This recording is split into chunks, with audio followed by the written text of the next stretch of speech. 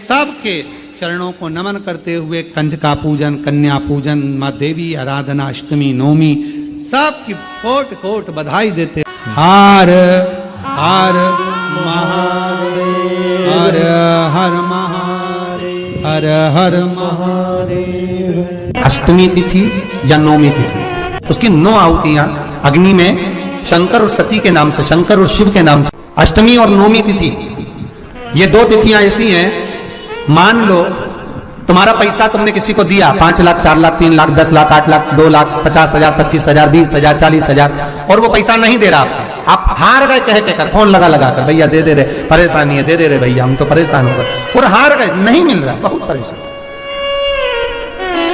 तो महाराज किसी भी अष्टमी या नवमी तिथि के दिन आप मां जगतजननी जगदम्बा का शिव के साथ में, शिव शक्ति का स्मरण कर कर देवी के नाम की 9 आहुतियां, सूखे बीले की, मतलब बीला जो सूख चुका है, फल जो सूख चुका है, उसकी 9 आहुतियां अग्नि में शंकर और सती के नाम से, शंकर और शिव के नाम से समर्पित करें और आखिरी आहुति जो समर्पित करें उसमें थोड़ा सा भाग तिल का, और तिल भी काली नहीं चढ़ती उसमें, श्वेत तिल का भाग उसके साथ लगाकर समर्पित करें और जिससे धन लेना है उसका नाम लेकर वो समर्पित करें महाराज, उसको सुध आएगी और वो पैसा किसी भी हाल में आपके हाथ में थमाकर जाएगा।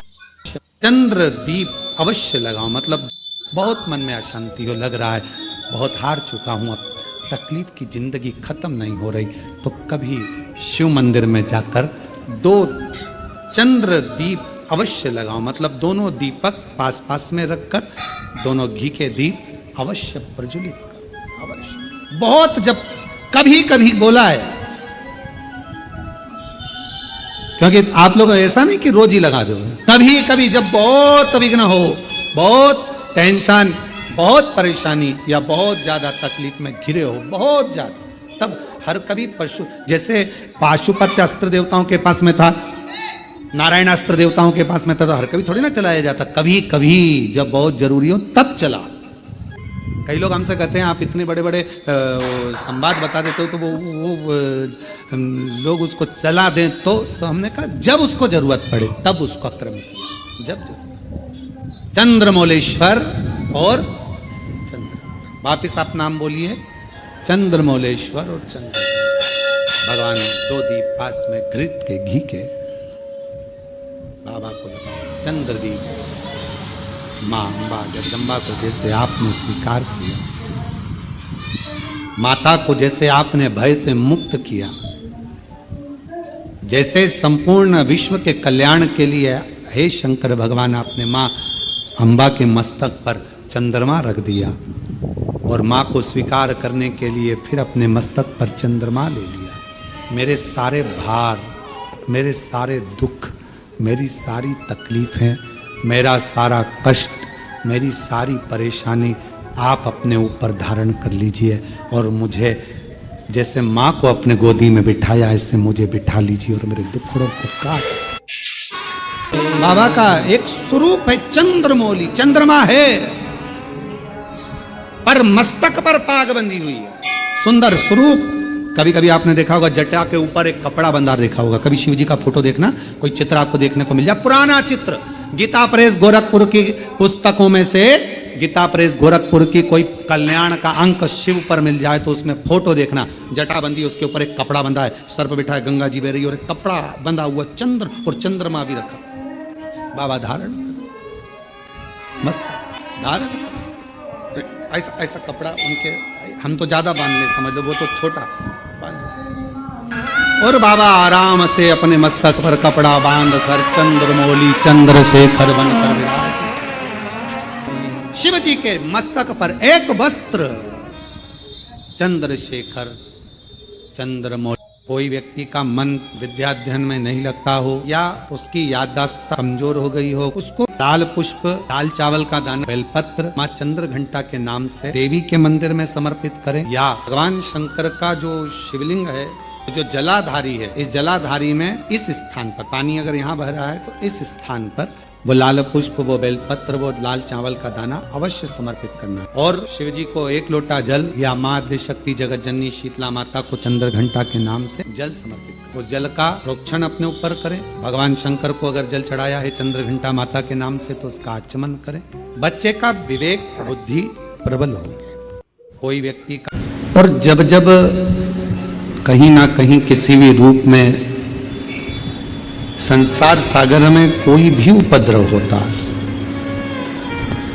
पाप कर्म जब बढ़ता चले जाता है, तब मां आद्य शक्ति दुर्गा भवानी शिव जी की आज्ञा लेकर इस संसार में शक्ति के रूप में प्रकट होती है।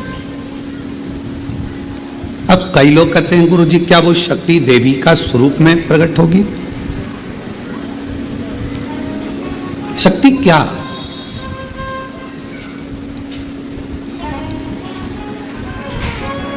जिस काम को सबने मना कर दिया कि ये तेरे बस का नहीं, तो आप जब नर्वस हो जाते हैं, उस समय पर जब आप अंदर से टूट जाते हैं, तब भीतर से आपने जो शिव जी को 1 लोटा जल चढ़ाया हुआ होता है, जो जगत जननी जगदम्बा दुर्गा भवानी की कभी आराधना करी होती है, तो शिव और शक्ति आपके अंदर एक बल उत्पन्न करते हैं। उसी को आद्य देवी शक्ति कहा गया है। उसी को शक्ति जो हमें एक ऊर्जा दे, जो हमारे भीतर एक ऊर्जा उत्पन्न कर दे कि मैं ये कर लूंगा, मैं कल गवर्नमेंट जॉब मिलेगी, मैं ये दुकान लगा रहा हूं, मेरी ये दुकान चलेगी।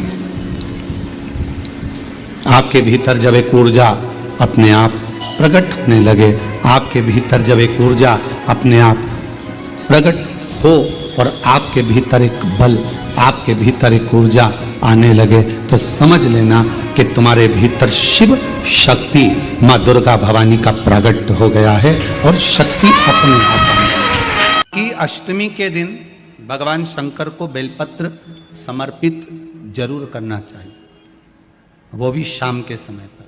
प्रयास करा करो, अगर घर में संपदा लक्ष्मी नहीं आ रही हो, व्यापार व्यवसाय नहीं चल रहा हो, नौकरी सर्विस नहीं मिल रही हो, बहुत तकलीफ हो, 7 बेलपत्री केसर को घिसकर चंदन बनाकर बेलपत्री पर बीच वाली पत्ती पर ओम लिखना है। दोनों पत्तियों पर भी एक आद्यशक्ति जगदम्बा के नाम की केसर की बिंदी लगाना है, दूसरे में श्री गणेश रिद्धि सिद्धि के नाम की बिंदी लगाना है। शिव जी पर समर्पित करते जाना, शंकर को चढ़ाते जाओ। सोमवार की अष्टमी के दिन भगवान शंकर को बेलपत्र समर्पित जरूर करना चाहिए, वो भी शाम। जो माँ जगत जननी दुर्गा भवानी, माँ आद्य शक्ति, माँ पार्वती जी का एक, माँ दुर्गा का एक स्वरूप है। मस्तक पर अगर त्रिपुंड लगा हुआ है, त्रिपुंड नहीं तो चंदन की 3 बिंदी लगी हुई हो, त्रिपुंड लगा हुआ हो, शरीर पर कहीं पर भी त्रिपुंड बना हुआ हो, मात्र अगर त्रिपुंड शरीर पर बना हुआ है, मस्तक पर अगर त्रिपुंड लगा हुआ है, महाराज यमराज की तो सामर्थ्यता नहीं है रे भाई कि वो सामने आके खड़ा हो और कह दे कि तू चल। यमराज को भी 50 बार शंकर जी से पूछना पड़ता है, ले जाऊं?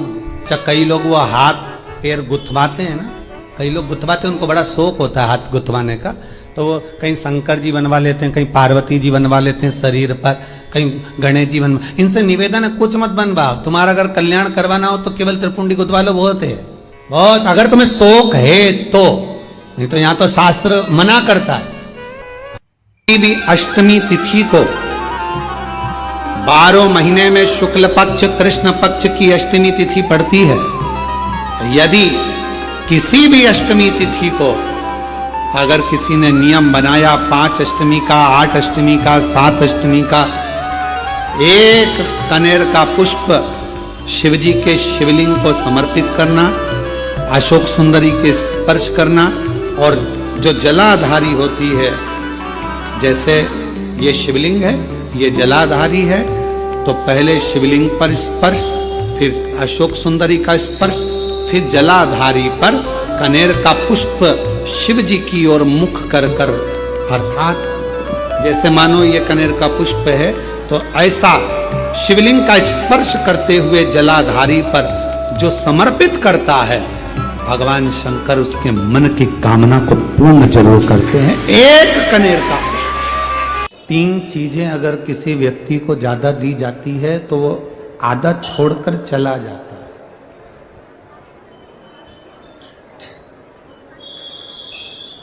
तीन चीजों अगर हम किसी व्यक्ति को ज्यादा दे रहे हैं, 3 चीजें अगर हम किसी व्यक्ति को ज्यादा प्रदान कर रहे हैं, तो वो अधूरा छोड़ेगा और चले जाएगा। अगर हम किसी व्यक्ति को ज्यादा भोजन दे दिए हैं, ज्यादा भोजन हमने परोस दिया है, ज्यादा भोजन हमने प्रदान कर दिया है, तो ये निश्चित है कि वो ज्यादा भोजन अगर हमने दिया तो वो आधा छोड़कर चले जाएगा। 3 चीजें ज्यादा देने पर, 3 चीजें ज्यादा प्रदान करने पर अधूरी रह जाती है।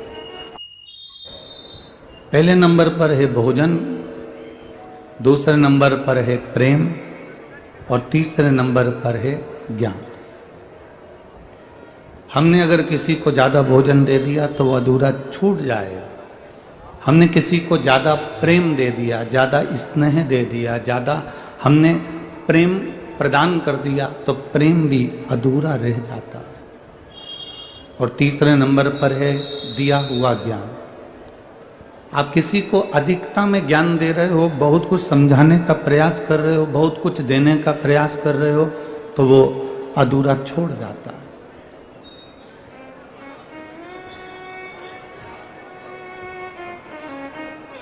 भोजन अधूरा छूट जाता है, ज्यादा मिलने पर प्रेम अधूरा छूट जाता है, ज्यादा मिलने पर ज्ञान अधूरा छूट जाता है। पर शिव महापुराण की कथा कहती है, भक्ति और विश्वास जितना ज्यादा मिलता है उतना बढ़ता चले जाता है, ये छूटता नहीं है। नदी में नाव का, शरीर में पाव का, और पूजन और कथा में भाव का बड़ा महत्व होता है। जो इसको समझ गया उसकी जिंदगी सार्थक हो गई। नदी में जो नाव है वो भी मंजिल तक पहुंचाने वाली है, शरीर में जो पांव हैं ये भी मंजिल तक पहुंचाने वाले हैं, और हृदय में जो कथा के प्रति या भगवान के प्रति, पूजन के प्रति जो भाव है ये भी मंजिल तक पहुंचाने वाले हैं। इन तीनों का काम एक जैसा है। नाव भी आपको मंजिल तक लेकर जा रही है। वो नाव हमको सिखाती है, एक लोहे का टुकड़ा पानी में पटकोगे वो डूब जाएगा, एक लोहे की कील पानी में पटकोगे वो डूब जाएगी।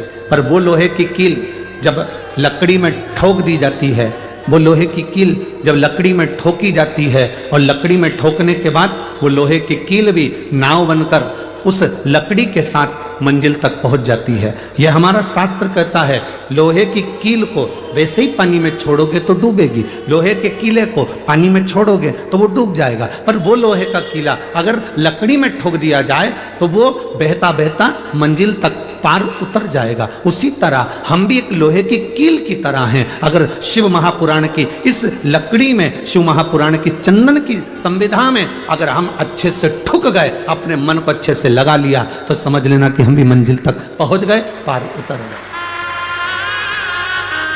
अब कोई कहे गुरुजी आप हमको लोहे की कील कर रहे हो, कोई कहे गुरुजी आप हमें लोहे का कीला कर रहे हो। मनुष्य लोहे की कील की तरह होता है। जैसे कीले पर जंग पड़ जाती है, उस जंग को निकालने के लिए उस पर थोड़ा सा कुछ ना कुछ लगाना पड़ता है। उसी तरह मनुष्य की जिंदगी में भी जंग पड़ती है, अहंकार की, काम की, लोभ की, आसक्ति की, वासना की, तृष्णा की। ये जंग हमारे शरीर पर चढ़ती जाती है, हमारे मन पर चढ़ती जाती है, हमारी इच्छाओं पर चढ़ती जाती है। जब हम इसमें भगवान की अविरल भक्ति का थोड़ा सा पेंट लगा देते हैं, भगवान की भक्ति का थोड़ा सा भजन का बल लगा देते हैं, तो हमारे शरीर पर जो ये अहंकार की जंग है, वासना की जंग है, तृष्णा की जंग है, काम आसक्ति की जो जंग है, वो निकल जाती है।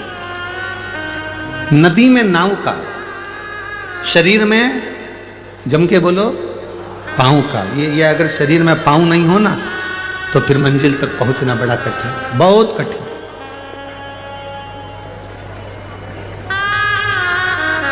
नदी में नाव मंजिल तक पहुंचा रही है, शरीर में पांव मंजिल तक पहुंचा रहे हैं। और हमारे कथा में जो हम आए हैं, इतनी इतनी दूर दूर से आप लोग यहाँ पहुँचे हैं, बड़ी दूर से चलकर आराम से गाड़ी से पैसा लगाकर 100 रुपये 200 रुपये 50 रुपये ऑटो वाले को देकर गाड़ी में डीजल वीजल डलवा कर तुम यहाँ पहुँचे हो, तो इसमें तुम्हारा जरूर भाव होगा। और फिर कहते हैं नदी में नाव पार लगाने वाली होती है, शरीर में पांव मंजिल तक पहुँचाने वाला होता है। और तुम्हारे हृदय में जो भाव है तुम्हें परमात्मा से जरूर मिलाएगा और तुम्हारा कार्य सफल करेगा, ये निश्चित था। तुम्हारा भाव नहीं होता तो तुम यहाँ पहुँचते हैं। लोगों के यहाँ नवरात्रे होते हैं, जम के बोलो जरा, होते हैं। तुम्हारे गांव में माता रानी बैठती है, जगत जननी बैठती है, कभी दर्शन करने के लिए गए हो? वहां पर कुछ आपको मिले ना मिले, पर एक सामने इतना बड़ा कुंडा रखा रहता है, उस कुंडे में गाय के गोबर की गोबरी कंडा जलता रहता है और उसमें लोग थोड़ी थोड़ी धूप छोड़ते रहते हैं। बोलो सही है? वहां धुआं रहता है, उस धूप का गंध रहता, उस गूगल की गंध, धूप की गंध रहती। शिव जी को क्या प्रिय है? एक लोटा जल। पार्वती जी को, मां दुर्गा भवानी को क्या प्रिय है? तो कहा ज्योत, अग्नि, यज्ञ की आहुति, हवन, धूप। आप लोगों के यहां नवरात्रे होते हैं? जम के बोलो जरा। उस ज्योत से क्या प्रेम है? उस धूप से क्या प्रेम है? शिव को जल तत्व प्रिय है और मां आद्य शक्ति को अग्नि तत्व प्रिय है। मां जगतजननी दुर्गा भवानी को, आद्य शक्ति भवानी को अग्नि तत्व प्रिय है। भगवान शंकर को जल चढ़ता है और मां दुर्गा भवानी की ज्योत लगती है, धूप छूटती है, हवन होता है, यज्ञ होता है। मां को प्रियता अग्नि। सती माता चाहती तो अपने प्राणों को कहीं और भी छोड़ सकती थी, फिर हवन की अग्नि में प्राण छोड़ने की जरूरत क्या पड़ गई मां को? दुर्गा भवानी का, मां जगत जननी का एक मंदिर ऐसा है जहां पर माता की मूर्ति नहीं है, केवल ज्योत की पूजन होती है। कौन सी मां है वो? ज्वाला देवी। जहां पर ज्योत जलाई नहीं जाती, अपने आप पृथ्वी से ज्योत चलती रहती है, अपने आप। कभी कभी ऐसा लगता है मां के दर्शन करने जाओ और मां वहां पर कह दे कि बेटा कब आ रहा है शिव पुराण सुनाने। भारत की भूमि पर एक मंदिर ऐसा है मां जगत जननी का जहां अपने आप ज्योत जलती है, अपने आप, और उसको जलाया नहीं जाता, वो अपने आप प्रकट है। किसी भी अष्टमी पर एक बेलपत्र, 3 शमी पत्र, आप कभी दिल से, कभी मौका मिले हृदय से अशोक सुंदरी वाली जगह का स्पर्श कर कर भगवान शंकर के शिवलिंग पर एक बार समर्पित कर कर देखना और दूसरे वर्ष इंतजार करना कि तुम अष्टमी के दिन बाबा को शमी पत्र बेलपत्र दिया था, क्या बाबा ने तेरे घर में धन और वैभव दिया कि नहीं